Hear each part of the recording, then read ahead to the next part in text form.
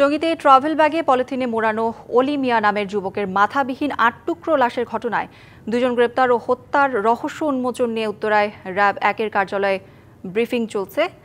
সরাসরি চলে যাচ্ছি সেখানে। রনিকে ভিকটিম অলি 2 থেকে 3 বছর পূর্বে লোকজন দিয়ে মারধর করায় আপেল মাহমুদ ও রনি পূর্ব পরিকল্পনা অনুযায়ী ভিকটিম অলি মিয়াকে হত্যা করে।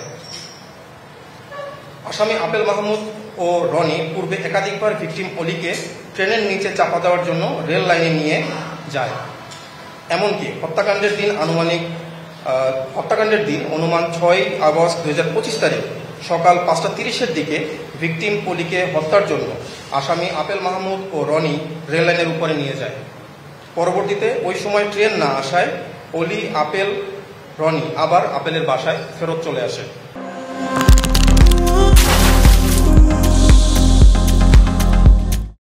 একই দিনে আনুমানিক সকাল 10:30-এর দিকে তারা তিনজন একসাথে সকালে নাস্তা করে এবং নাস্তার পরে আসামি আপেলের স্ত্রী রান্নাঘরে থাকা অবস্থায় আসামি আপেল ও রনি পূর্ব পরিকল্পনা অনুযায়ী তাদের রুমের দরজা বন্ধ করে ভিকটিম অলিকে বিছানায় ফেলে দড়ি ও বেল্ট দিয়ে পা বেঁধে বালিশ চাপা দিয়ে শ্বাসরোধ করে হত্যা করে।